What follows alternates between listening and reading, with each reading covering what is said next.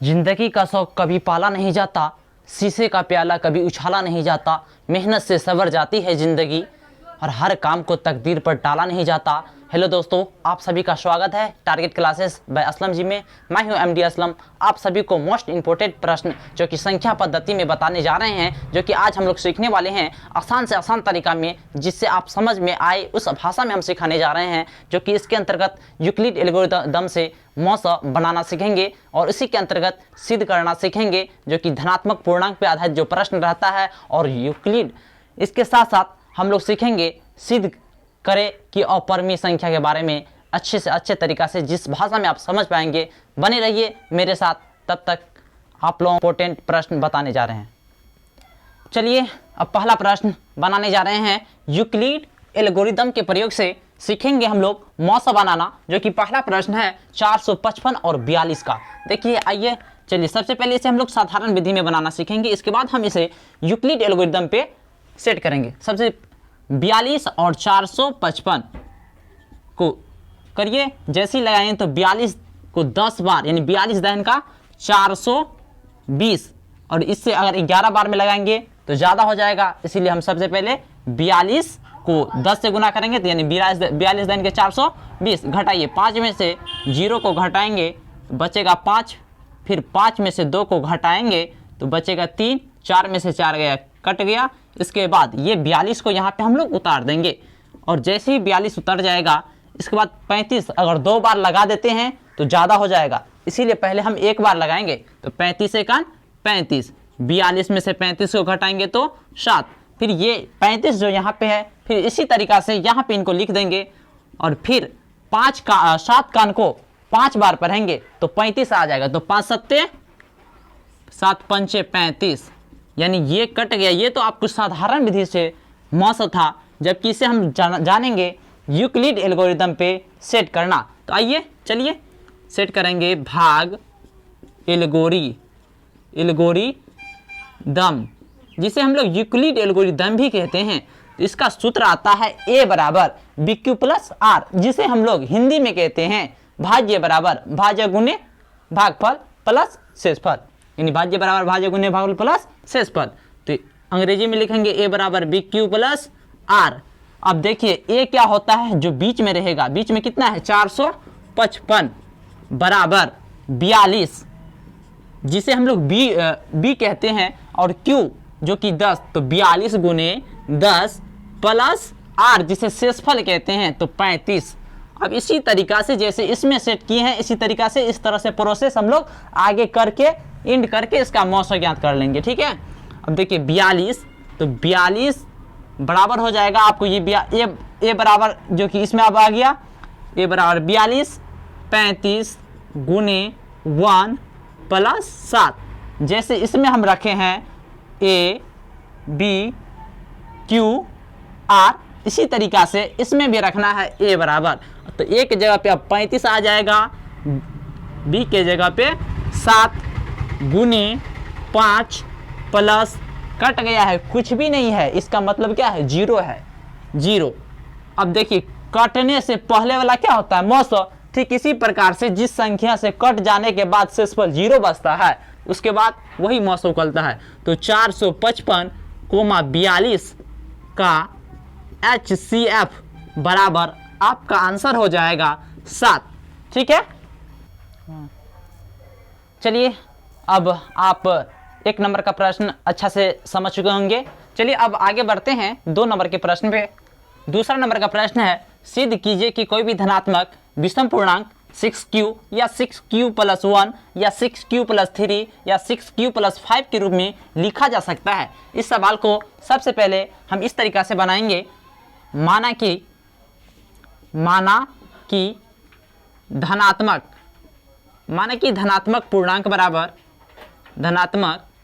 पूर्णांक बराबर A और B बराबर जो कि दिया गया है 6Q, तो इसमें 6Q रहे या 5Q रहे, तो वही अगर Q से पहले वाला जो आता है उसे हम लोग B के रूप में रखते हैं। तो B बराबर यहाँ पे कितना दिया है 6, सभी में दिया गया है, शुरुआती में 6Q, इसके बाद जो सम या विषम बोला है उसमें रखा गया है। तो B बराबर यहाँ पे रखेंगे 6। अब भाग एल्गोरिदम से भाग एल्गोरिदम से क्या होता है भाग एल्गोरिदम, आप लोग अच्छे से जान चुके हैं, जो कि होता है भाज्य बराबर भाज्य गुने भागफल प्लस शेषफल, जिसे हम लोग अंग्रेजी में कहते हैं ए बराबर बी क्यू प्लस आर। अब बताइए बी के जगह पे कितना है, 6 है, तो इसका मान हम लोग सेट कर देंगे ए बराबर बी के स्थान पे 6 है तो लिख देंगे 6q प्लस आर, जबकि हमको यहाँ पे आर के जगह पे 135 इसके रूप में लाना है। इसके लिए सबसे पहले हम आर बराबर संभवतः मान रखेंगे, संभवतः आर बराबर हो जाएगा आपका 1 2 3 4 5, यानी कि ये जो आर बराबर मान रखा जाता है बी से, बी अगर 6 है इसके अंदर वाले जो भी चीज आएगा उसे हम लिखेंगे, जैसे कि यह शुरुआती होता है किससे, 0 से शुरुआत होगा तो 0, 1, 2, 3, 4, 5, यानी 6 से नीचे को ही रखेंगे। अब इसमें देखिए आर बराबर जैसे ही मान हम लोग रख लेते हैं तो हमें याद रखने वाली बात यह है कि इसमें बोला गया है विषम संख्या, तो विषम संख्या आप लोग को पता ही है किसके अंतर्गत आएगा, सबसे पहले इसमें आएगा 0 से स्टार्ट करेंगे तो विषम संख्या के अंतर्गत 0, 1, 3 और 5 ही आएगा, जबकि इसमें सम धनात्मक पूछता तो 1, 2 माफ कीजिएगा 2, 4 यही आता, जबकि यहाँ पे पूछा गया है ओनली विषम धनात्मक पूर्णांक। अगर डायरेक्टली पूछ देता जो सिद्ध कीजिए कि कोई भी धनात्मक पूर्णांक, तब इसके अंतर्गत 1 से लेकर 5 तक का मान हम लोग सेट करते हैं आर बराबर। यहाँ पे जबकि ऐसा नहीं पूछा गया, ओनली विषम धनात्मक पूछा गया है तो रखेंगे विषम धनात्मक पूर्णांक, विषम संख्या बराबर 0, 1, 3। अब जब आर बराबर 0 हो तो ए बराबर आप लोग को पता ही है बी क्यू प्लस आर, जबकि यहाँ पे दिया गया है 6q प्लस आर। अब आर के जगह पे 0 का मान पहले हम लोग सेट कर देंगे तो 6q प्लस 0, 6q में 0 जोड़ेंगे तो उतना ही रहेगा। पुनः हम लोग करेंगे क्या, जब आर बराबर 1 हो तो ए बराबर 6q प्लस आर। अब आर के जगह पे जहां पे आर होगा ना वहां पे 1 हम लोग रख देंगे तो 6q प्लस 1। जब आर बराबर 3 हो तो ए बराबर 6q plus are, 6q plus are के यहाँ इसके जगह पे अब 3 आ जाएगा।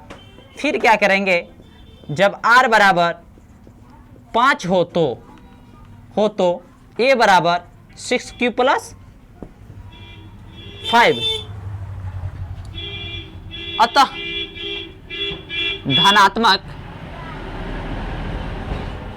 धनात्मक विषम पूर्णांक 6q या 6q प्लस 1 या 6q प्लस 3 या 6q प्लस 5 के रूप में लिखा जा सकता है। यही आपका आंसर जिसे हम लोग प्रूव्ड कर दिए हैं। इसी तरीका से इस पे आधारित कोई भी प्रश्न दे तो हमें आपसे उम्मीद है जो आसानी से आसान तरीका से आप लोग बना सकते हैं।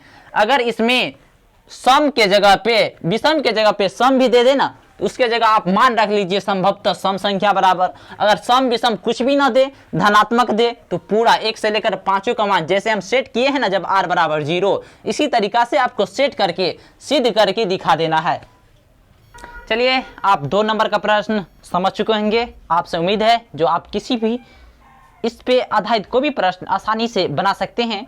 अगर समझ में नहीं आया हो तो जरूर कमेंट कीजिएगा और टारगेट क्लासेस बाय असलम जी को सब्सक्राइब करना ना भूलेंगे। अब चलेंगे तीसरे प्रश्न पे जो कि है निम्नलिखित का अभाज्य गुणनखंड करें। तो सबसे पहले इसे हम लोग साधारण विधि में जैसे कि तोड़ते हैं इसे इस तरह का के तोड़ देंगे। देखिए लास्ट में 4 है तो आपको याद रखना होगा सम संख्या रहेगा अंतिम में तो सम संख्या ही से कटेगा। तो सम संख्या पहले 2 आता है तो पहले हम 2 से काट के देखते हैं।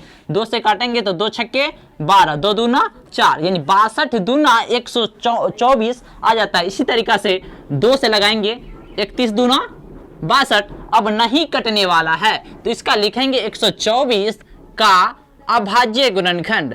अभाज्य गुणनखंड गुणनखंड बराबर हो जाएगा 2 गुने 2 गुने 31 बराबर कितना बार 2 आया है? 2 बार आया है। चलिए 2 के पावर 2 गुने 31, ये था आपका 1 नंबर के सवाल। इसी तरीका से अगर दूसरा सवाल दे दें तो क्या आप लोग नहीं बना सकते हैं? आराम से आसानी भाषा में आप लोग बना सकते हैं। जो कि दूसरा प्रश्न है 140 और इसका भी अभाज्य गुणनखंड बनाना रहे। ठीक इसी तरीका से याद रखिएगा, और किसी भी संख्या के अंत में 0, 2, 4, 6, 8 रहे तो वे संख्या हमेशा सम संख्या से कटेगा। या तो 2 संख्या से कट सकता है, या तो 4 से, या तो 6 से, या तो 8 से। तो आप बताइए इसके अंत में कितना है? 0 है ना, तो कितना से कटेगा? 2 से कटेगा, या नहीं तो 4 से कटेगा। तो पहले हम 2 से काट के देखते हैं। 2 से काटेंगे। हाँ, ये भी बात आपको समझ में आना चाहिए। ये तो सम वाली बात थी ना। अगर विषम संख्या रहता तो विषम संख्या के अंत में और यदि 1, 3, 5, 7 और 9 रहे तो ऐसी संख्या में हम लोग 3 से कटेगा, जो कि 3 विषम संख्या है। 3 से नहीं कटेगा तो 5 से कटेगा, 5 से नहीं कटेगा तो 7 से कटेगा, यानी इसी तरीका से। जबकि यहाँ पे कितना दिया गया है? 0, तो पहले 2 से लगाएंगे सम संख्या के रूप में। तो 7 दूना 14, 0 है तो यहाँ पे लिख दीजिए 70 दूना 140, फिर 0 है ना, फिर सम संख्या यानी 2 से 35 दूना 70। अब देखिए अंतिम में क्या आया है? 5 आया है ना, 5 विषम हो गया। इसका मतलब सम से नहीं लगेगा, विषम से। अब 3 से तो 35 कटेगा नहीं, 5 से कटेगा डायरेक्टली, तो 5 सत्ते 35, ये कट गया। इसी तरीका से लिखेंगे 140 का अभाज्य गुणनखंड। अभाज्य गुणनखंड, गुणनखंड बराबर कितना आया है? 2 गुने 2 गुने 5 गुने 7 बराबर 2 के पावर, यानी जितना बार आएगा ना उतना ही आपको पावर में डालना है। कितना बार आया है? 2 बार, तो 2 के पावर 2 गुने 5 गुने 7, यही रहा आपका आंसर। आपसे उम्मीद है जो आपको कोई भी अभाज्य गुणनखंड दे तो आप इसे इस तरीका से आसानी से बना सकते हैं। चलिए 3 नंबर के प्रश्न जो कि आप लोग सीखे थे अभाज्य गुणनखंड विधि बनाना, इसी पे हम लोग सीखेंगे 4 नंबर के प्रश्नों में, जो कि है निम्नलिखित का अभाज्य गुणनखंड विधि से मौसा तथा लौसा ज्ञात करना। आपसे उम्मीद है जो 3 नंबर के प्रश्न समझ चुके हैं। इसी तरीका से हम बनाएंगे उस विधि से ही, जो विधि आपको सिखाए हैं 3 नंबर में, उसी तरीका से हम मौसा और लौसा ज्ञात करना सीखेंगे। चलिए मेरे साथ आइए। सबसे पहले 6 को जैसे तोड़े थे ना अभाज्य गुणनखंड में, वैसे तोड़ देना है। तो तोड़ेंगे तो 2 तिया 6, तो 6 का अभाज्य गुणनखंड, अभाज्य गुणनखंड बराबर हो जाएगा आपका 2 गुने 3। इसमें सब अकेले है ना, तो इसका पावर कुछ भी नहीं रहेगा, वैसे ही लिख देंगे। अब देखिए 20 का अभाज्य गुणनखंड बराबर, गुणनखंड बराबर। ठीक इसी तरीका से हम इसको 20 को भी तोड़ते हैं तो लास्ट में क्या है? 0 है, तो कौन संख्या से लगेगा? सम संख्या। 10 दूना 20, फिर 2 से लगेगा 2 पंचे 10, अब कट गया। इसी तरीका से 2 गुने 5। हाँ, अभाज्य गुणनखंड में हम पावर देते थे, जबकि इसे हम अभाज्य गुणनखंड विधि से मौसा ज्ञात करना सीखेंगे। इसीलिए अगर पावर यहाँ पे नहीं भी देते हैं तो उसे हम आसानी से समझा के आपको बनाना सिखा देंगे। चलिए सबसे पहले 6,20 का HCF, जिसे हम लोग कहते हैं महत्तम समावर्तक मौसा, इसको बनाना सीखेंगे। महत्तम का मतलब होता है जो दोनों में आए ना वही आपका महत्तम होगा। तो देखिए 2 इसमें आया है, 2 इसमें भी आया है, तो 2 तो पहले होगा। इसके बाद देखिए कोई ऐसा संख्या है जो दोनों में आ रहा है? कोई नहीं है। इसका मतलब आपका महत्तम हो गया 200 और लघुत्तम यानी 6,20 का LCM, जिसे हम कहते हैं लौसा, LCM बराबर हो जाएगा जो दोनों में आए उसको तो लेना है एक ही बार। दोनों में क्या आया है? 2 आया है, तो इसे क्या कर लेंगे? एक बार। अब जो नहीं आया है ना उसे हम लोग गुना कर देंगे। जैसे कि देखिए 2 इसमें अकेले हैं, इसमें एक भी नहीं है, तो इस सभी को जितना बच गया है ना उसे हम लोग लिख के गुना कर देंगे। लिखिए कितना बचा है? 3 गुने 2 गुने 5, गुना कीजिए 5 दूना 10, 10 तिया 30, 30 दूना 60, तो आपका ये लौसा आ गया 60। इसी तरीका से अगर हम दे आपको दूसरा प्रश्न जो कि दूसरे तरीका से, जैसे कि आपका दूसरा प्रश्न रहेगा 8,9,25 ठीक इसी विधि से बनाना है। इसमें तो 2 ओनली था, 6 और 20, इसमें 1 बढ़ा दिए, क्या दिक्कत है? अभाज्य गुणनखंड ही से तो बनाना है। इसी तरीका से बनाइए 8 का अभाज्य गुणनखंड। अभाज्य गुणनखंड जैसे ही हम इसे तोड़ेंगे 8 को, तो 2 गुने 2 गुने 2 यानी 2 दूना 4, 4 दूना 8, ठीक इसी तरीका से हम तोड़ लेंगे। आप समझ चुके हैं अभाज्य गुणनखंड बनाना, ठीक इसे तोड़ के इसे इस पे सेट कर लीजिएगा, ठीक है। अब 9 का अभाज्य गुणनखंड, 9 का अभाज्य गुणनखंड बराबर हो जाएगा 3 गुने 3 यानी 3 तिया 9। इसी तरीका से 25 का अभाज्य गुणनखंड, 25 का अभाज्य गुणनखंड हो जाएगा आपका 5 गुने 5 यानी 5 25। हमको बनाना है 8 गुने 9 25, 8 9 और 25 का। लिखिए इसे ऐसे भी लिख सकते हैं 8 9 और 25 का मौसौ बराबर, आप लोग को बता दिए हैं मौसौ वही होता है जो दोनों में आता है, और कुछ भी ना आए तो उसका मौसौ 1 होगा। अब देखिए इसमें क्या चीज आया है, इसमें 5 है, इसमें 5 नहीं है, इसमें नहीं है, 2 है यानी सब से, यानी जो इसमें है इसमें नहीं, जो इसमें है इसमें नहीं, इसका मतलब है इसका मौसौ हो जाएगा 1, ठीक है। अब देखेंगे 8 9 और 25 का LCM, 8 और 925 का LCM। देखिए इसमें सभी यानी अलग अलग है, कोई एक नहीं है, तो इसको डायरेक्टली हम लिख सकते हैं 8 यानी 2 गुने 2 गुने 2 को जैसे ही गुना करेंगे तो 8 होगा, 3 गुने 3, ऐसे हम डायरेक्टली जैसे इसमें लिखे हैं ऐसे भी लिख सकते हैं, और ऐसे भी लिखेंगे तो कोई गलत नहीं होगा और आसानी से आप लोग गुना करके बना सकते हैं। तो 8 गुने 9 गुने 25, जैसे ही 8, 9 और 25 को गुना करेंगे तो ये आपका आंसर आ जाएगा 1800। यही रहा आपका लौसौ जो कि 1800 है। आपसे उम्मीद है जो अभाज्य गुणनखंड विधि से मौसौ और लौसौ ज्ञात करना सीख चुके होंगे।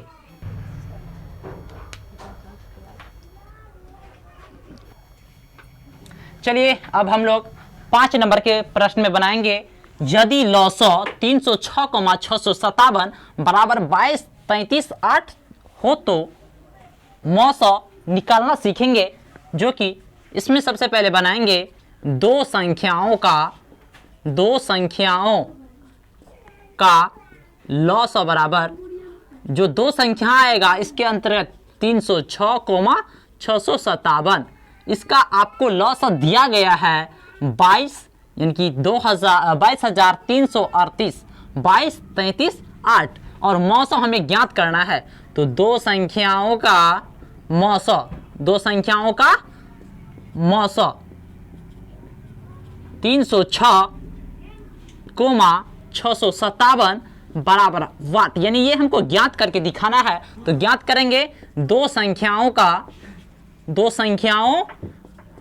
का मौसौ बराबर, सूत्र आता है बाबू 2 संख्याओं का गुणनफल, 2 संख्याओं का गुणनफल बटे 2 संख्याओं का, अगर मौसौ दिया रहे तो लौसौ लिखेंगे 2 संख्याओं का लौसौ, जिसे हम लोग लघुत्तम समावर्तक कहते हैं। 2 संख्याओं का लौसौ, 2 संख्याओं का लौसौ बराबर दिया गया है, जबकि 2 संख्या का गुणनफल, इसमें कौन सा 2 संख्या है? तो पहला संख्या 306 गुने 657 बटे 22, 33, 8। अब इसे गुना करेंगे तो गुना आप लोग कर लीजिए, गुना आसानी तरीका से बना सकते हैं, जो कि इसे गुना करने पर आपको आएगा 20, 10, 42 बटे 22, 33, 8। इसको आप भागा जैसे ही करेंगे तो एक ये 9 मर्तबे कटेगा, आपका आंसर 9 आ गया।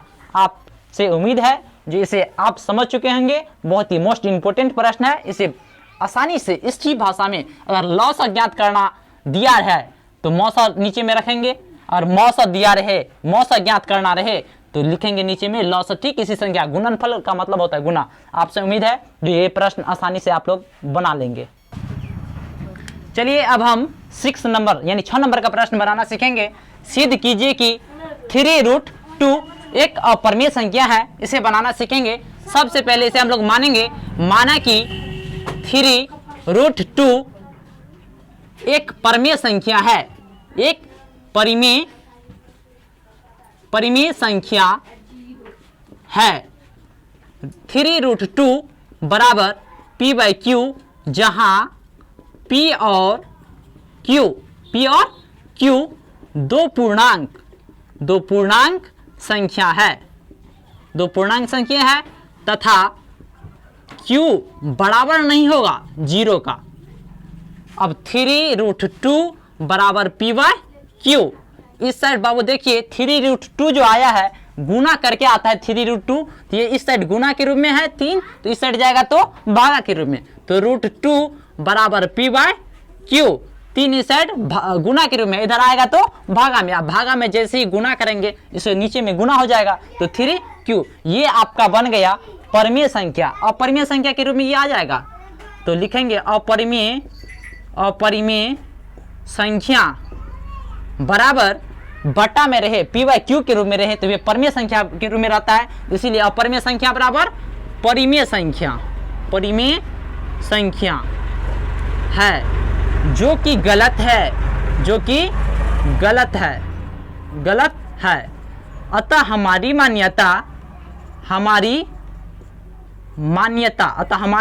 मान्यता गलत है, जिससे हम लोग को सिद्ध होता है कि 3√2 एक अपरिमेय संख्या है, या परिमेय संख्या नहीं है। ये आपका प्रूव्ड हो गया, आप अच्छे से समझ चुके होंगे। और किसी भी मेरे भाइयों और बहनों को कोई भी प्रश्न, इस तरह के प्रश्न में दिक्कत हो तो कमेंट करके जरूर बताना।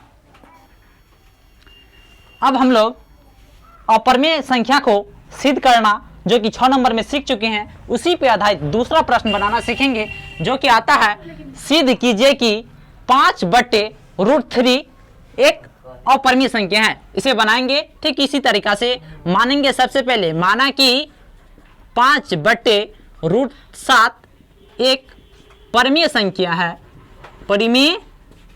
है, जहां p और q दो पूर्णांक संख्या है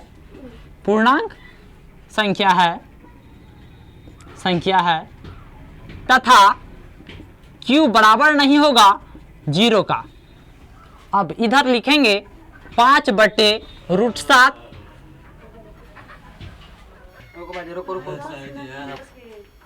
चलिए अब हम लोग, इसमें हम माना कि 5/√7 एक परिमेय संख्या है, जो यहाँ पे इसको न लिख के हम इसे यहाँ पे लिख सकते हैं, जो कि लिखे हैं 5/√7 बराबर p/q। अब यहाँ पे हम लिख सकते हैं, जहाँ p और q दो पूर्णांक संख्या है तथा q बराबर नहीं होगा 0 का।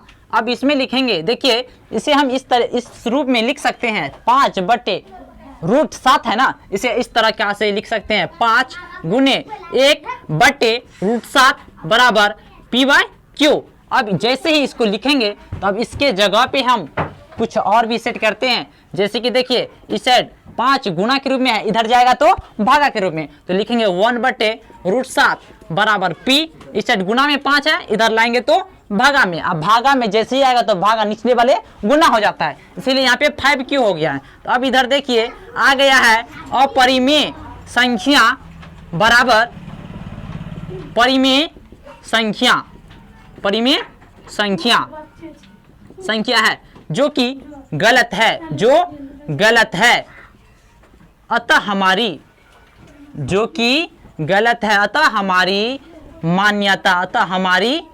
मान्यता गलत है, जिससे हम लोगों को यह सिद्ध होता है कि 5/7 एक अपरिमेय संख्या के रूप में आता है। तो लिखेंगे अतः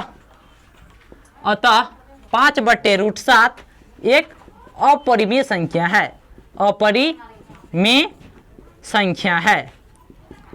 है, इसी तरीका से इस पे आधारित कोई भी सिद्ध करने के लिए अगर अपरिमेय संख्या रहे, इस सवाल को ऐसे भी पूछ सकता है, यहाँ पे सिद्ध करने की जगह पे दे सकता है दिखाए कि 5/√7 एक परिमेय संख्या नहीं है। इसका मतलब वही होता है जो सिद्ध कीजिए कि 5/√7 एक अपरिमेय संख्या है। इसे हम लोग इस तरीका से सिद्ध करके दिखा सकते हैं।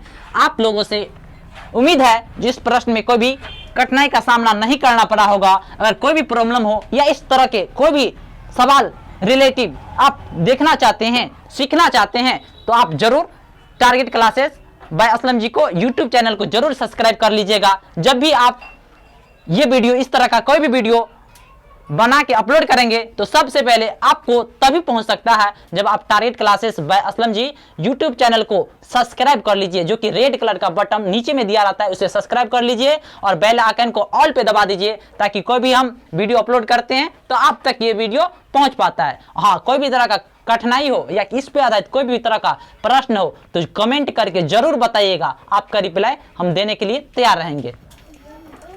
चलिए अब हम 8 नंबर का प्रश्न बनाने जा रहे हैं, जिसमें सिद्ध करने के लिए है कि √3 एक अपरिमेय संख्या है। इसे बनाना सीखेंगे। माना कि √3 एक परिमेय संख्या है, परिमेय संख्या है। √3 बराबर हो जाएगा P/Q, जहां P और Q दो पूर्णांक संख्या है, दो पूर्णांक संख्या है, तथा Q बराबर नहीं होगा 0 का। इसके बाद देखिए √3 इसमें न तो इसके लिए हम इस सवाल को इस तरह के बनाने के लिए सबसे पहले इस तरह से लिख देंगे और लिखने के बाद हम लोग इसे दोनों तरफ गुना कर देंगे। दोनों तरफ गुना करने पर या वर्ग करने पर, गुना के जगह पे आप वर्ग भी लिख सकते हैं, दोनों तरफ वर्ग करने पर। जैसे ही वर्ग करेंगे तो √3 का होल स्क्वायर बराबर P/Q का होल स्क्वायर। जैसे ही स्क्वायर रूट में जाएगा तो √3 गुने √3, यही तो होता है √3 का स्क्वायर ना। जैसे √3 को गुना करेंगे कितना आ जाएगा 9, और 9 से 12 उकल के कितना हो जाता है 3, इसीलिए √3 का वर्ग कितना हो जाएगा 3, बराबर इधर गुना करेंगे तो P²/Q²। अब देखिए यहाँ पे 3 बराबर P गुने Q के रूप में लिख सकते हैं। इस साइड जैसे ही कोना कोनी गुना करेंगे तो ये Q इधर आ जाएगा, तो 3Q बराबर P²/Q। इस समय हम लोग या लिख सकते हैं, ठीक है, आप लोग भी लिख लीजिएगा। इसके बाद भिन्न संख्या बराबर पूर्णांक संख्या है, पूर्णांक संख्या है, जो कि गलत है, अतः हमारी मान्यता, जो कि गलत है, अतः हमारी मान्यता गलत है, जिससे हम लोगों को ये सिद्ध होता है कि √3 एक अपरिमेय संख्या है। ये रहा आपका प्रूव्ड करने का तरीका। आपसे उम्मीद है अच्छा से बना चुके होंगे। अगर संख्या पद्धति में किसी भी तरह का कोई भी प्रश्न अगर नहीं बनता है आपसे तो जरूर कमेंट करके बोलिए, हम उस पर दूसरा वीडियो बनाएंगे। आज का क्लास यहीं तक। संख्या पद्धति में लगभग जितने मोस्ट इंपोर्टेंट प्रश्न थे आप लोग को हमने सिखाने का प्रयास किया, और जरूर इस टारगेट क्लासेस बाय असलम जी को यूट्यूब चैनल को सब्सक्राइब कर लीजिए और बेल आइकन को दबाना ना भूले। चलिए, जय हिंद।